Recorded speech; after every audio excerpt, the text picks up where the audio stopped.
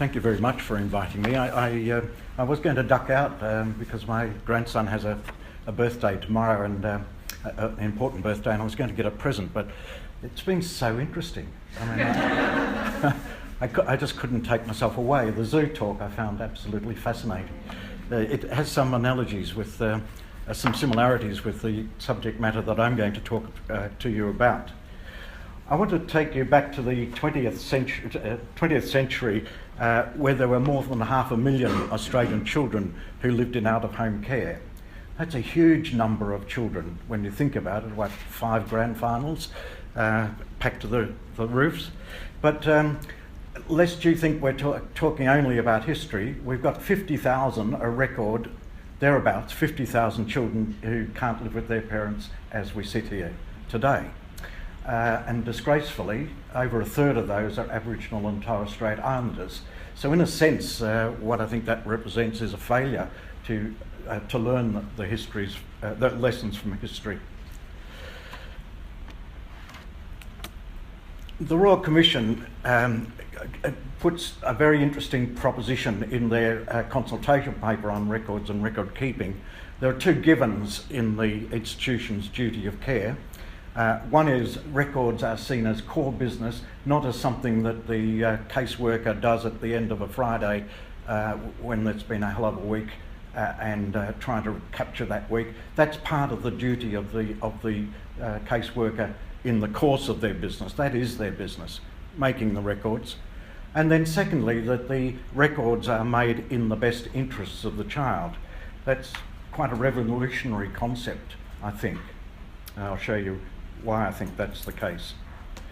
There's a third element which I would advocate and have advocated that the Royal Commission promulgate in its final report, and that is that that there are rights in records that need to be spelled out and understood.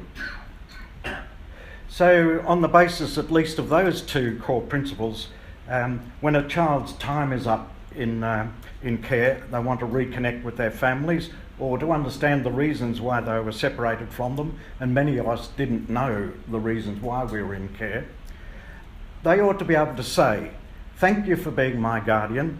I understand it was your duty to act in my best interests as a good parent would, and a central part of that duty would be to record the significant events of my life. Now your job is over. I'd like you to hand me the record you made for me."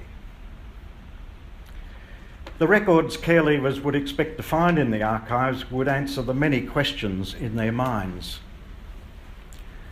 It come down to, who am I? What's my story? Why was I in care? And there you can see those questions there. Just throw them up as examples of the sorts of questions which care leavers expect to get answers to when they go to the archives and ask for their records. For many, these questions have nagged away at them for years. In my case, I left care in 1953. I was 15 years of age, and it took me until 1985 before I understood that there were records about me which would answer some of those questions.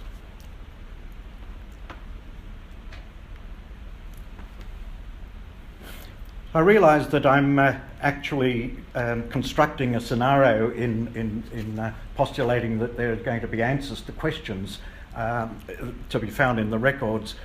The records would become a storehouse of hope if you know that they exist. And just last week at the National Summit, a 25-year-old or thereabouts young woman who'd left care at 18 told the group that she didn't know there was a personal file on her. She didn't know at all about where she would get it. How about gaining access to those records? She didn't know that there might be different parts of the record in different places. If she was in more than one place, and many of us were, I had 6 placements, that you might have to go to 6 different places to get your record. That some information won't be found in your personal file, so if you ask only for your personal file, you might be missing critical information that's elsewhere.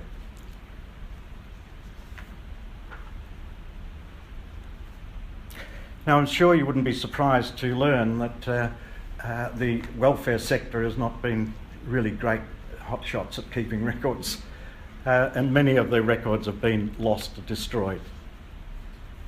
Lost with a question mark, because so many of us have been told the records have been lost when in fact later on they're found.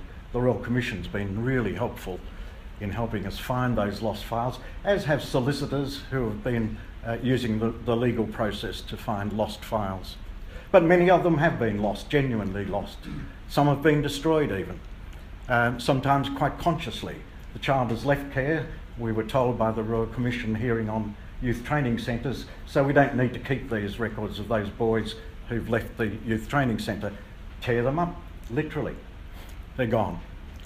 Sometimes the records are minimal or not made at all, and there's just 2 quotations there. I get 2 sheets of paper with about 9 or 12 lines on it. I look at these 2 sheets and I'm devastated. 18 years of my life on 2 sheets of paper. That was a submission to the Senate inquiry back in 2004. And then Mim, who came from Queensland to the State Library, where her records surprisingly were found that her record consisted of MS, born December, or not even full December, 1957, sister of H. That's her childhood record.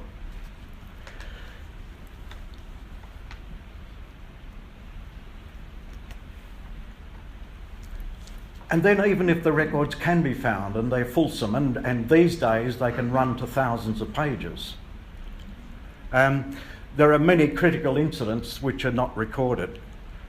This is a quote from Eunice. She found in her file a statement that Eunice feels sorry for herself because she hasn't a mother. What wasn't recorded, that her mother died in April 1964 and her older sister, Leslie, was killed in the same way to Salvation Army Church 6 weeks after her mother's death. That wasn't recorded. So some things are and some things aren't. There is nothing in Vlad's file about his use as a guinea pig in testing vaccines. Nothing at all. But we do find records in the Medical Journal of Australia. Oops, I think I went too far.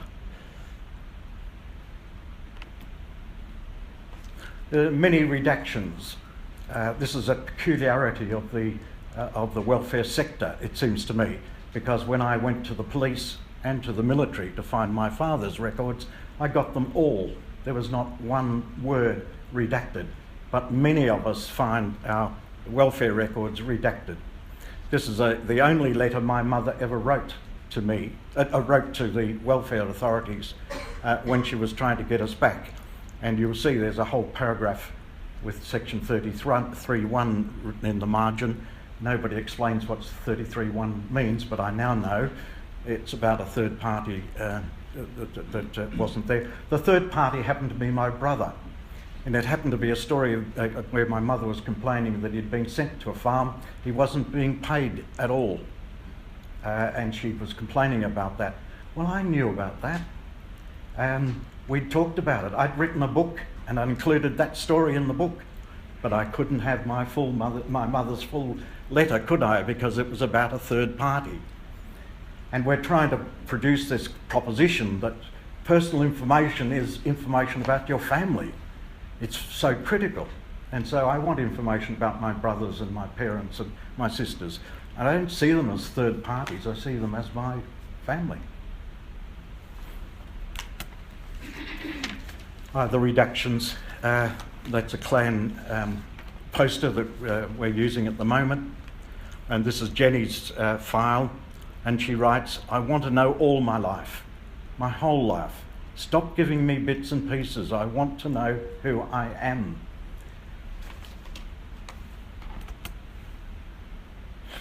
Sometimes the facts are recorded but not explained, and I find this particularly infuriating. There's a file which just records incidents in one word. And I'm really interested in the 3 escapes that this young man made. There's no recording of any interview with him or explanation about why he escaped. I can propose 1 or 2 hypotheses. He was escaping sexual abuse or gross physical abuse. but nothing recorded. Just he is an escapee. And I like that quotation from Robin Miller: "It's not the presence of trauma in childhood, but the ability to form a coherent story about the trauma that leads to security of attachment in adulthood."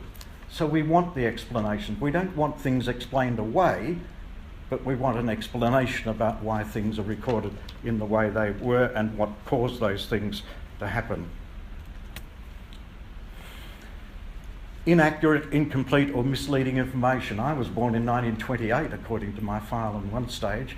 I'd hardly be standing up in front of you if that were true. But, you know, just so many times, my brother in particular has his name misspelt so frequently, it's no wonder he's got a chip on both shoulders.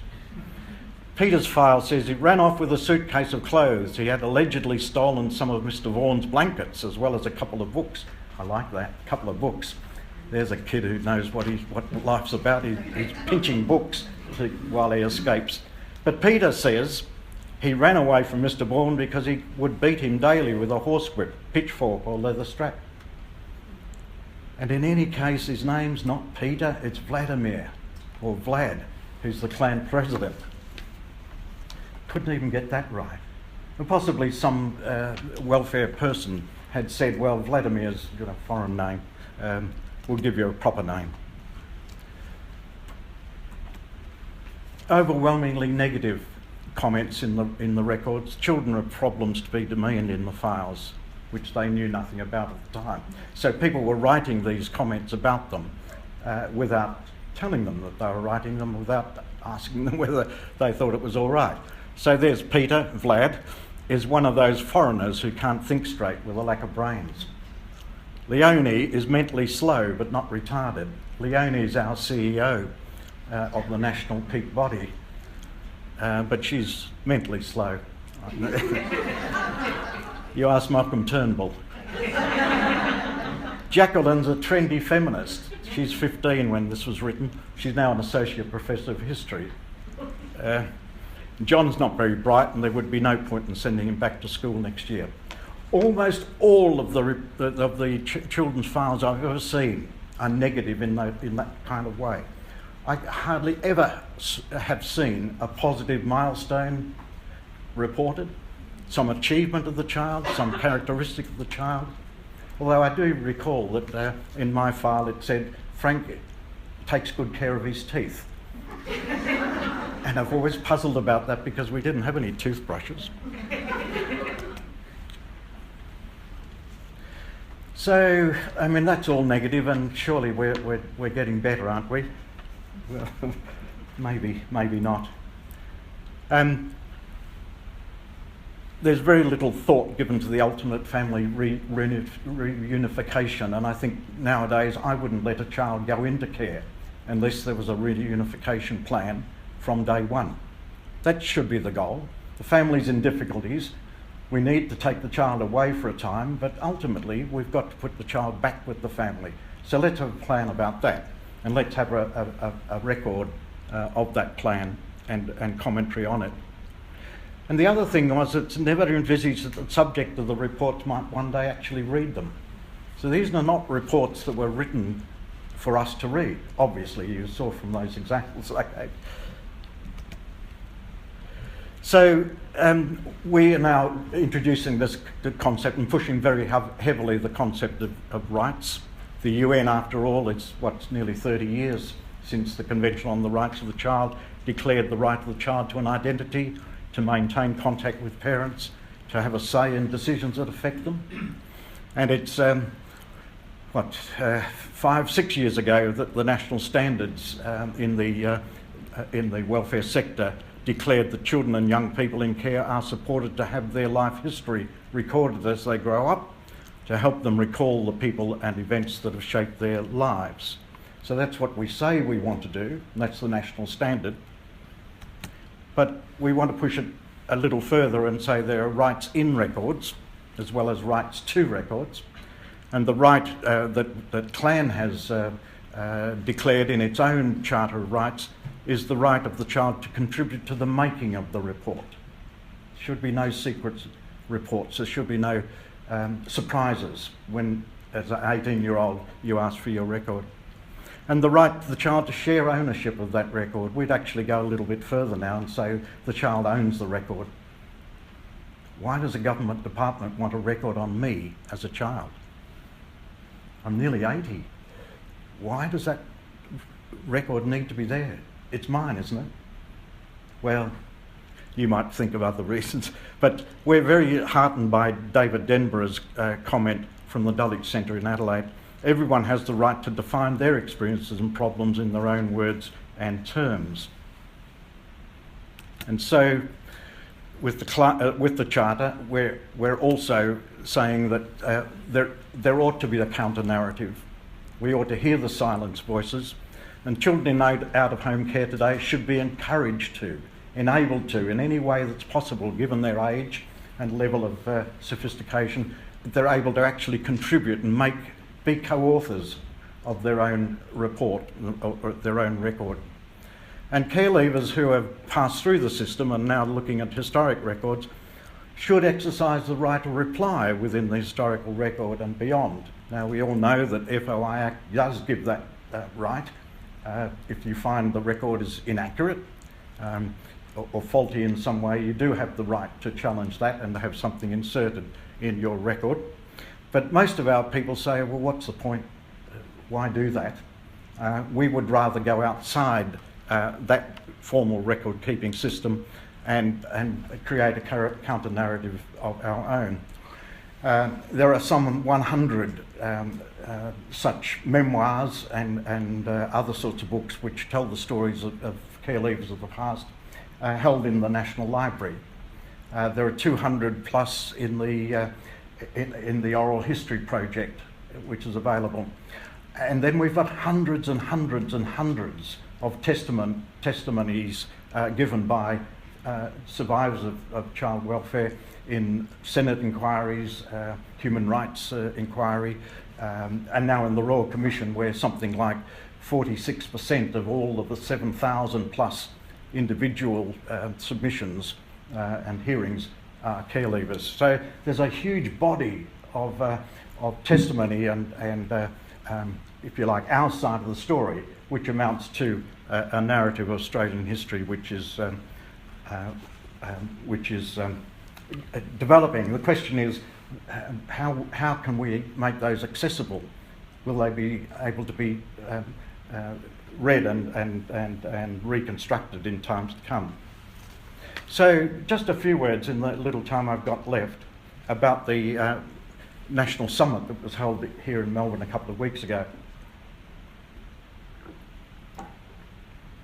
You see the co-conveners of this were the three universities, Monash, Federation and University of Melbourne, but they worked alongside the advocacy groups, CLAN, CREATE, which is an advocacy body for children in care today, Child Migrant Trust, and Connecting Home, which is a service for Indigenous community. And the aim of it was to look at whether or not it's possible to have a 10-year plan for transforming record keeping and archival frameworks and processes and systems, and whether designing and implementing an independent lifelong living archive for the child is a practical possibility, and if so, how would it be done and who would do it and what it would look like. And so I'm very interested in the discussions that we've been having today about how you see the future of record making and record keeping. So we really are looking at a process to transform the way records for childhood out-of-home care are created, captured, managed, archived and accessed in the future. And some of the principles you see on the left-hand side of that screen were some of the points of discussion during the 2 days of that National Summit. You won't be able to read these, but I just thought I'd throw them up there just as an interesting way in which the record of that two-day discussion series was captured. You can't see the details, but it's just an imaginative way of recording. There were, of course, the more traditional note takers and recordings and the like, but just look at the headlines.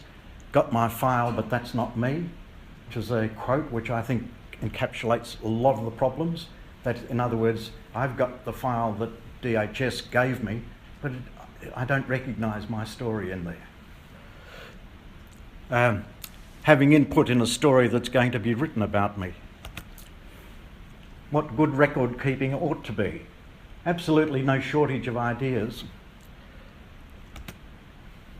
Planning the future. Making change happen. Record keeping and archiving reimagined. And that's a really interesting idea. Just put yourself in a position where you say, well, we're not going to take any notice of what we currently do, but let's just reimagine what we could do if we put our mind to it and use those principles and involving the child and resolving that question of that the child would own the record at the end of the day. And so what's next? So what's next is a meeting in a month or so, a few weeks' time, of the planning group to get all that feedback together and start thinking about how we can make that happen. There might be people in this room who could join that. There were one or two people who were at the summit who would have some great ideas, I'm sure.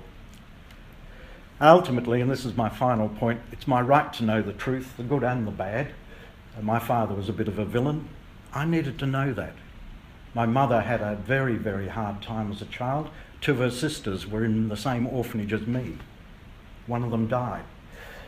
I needed to know that. It's not very pleasant, but I needed to know that. And I have the right to truth. I almost say that's the ultimate truth for a child. And so we're not going to go away, and we're saying to the churches, charities, state governments to give our care leavers all our records today. Thanks.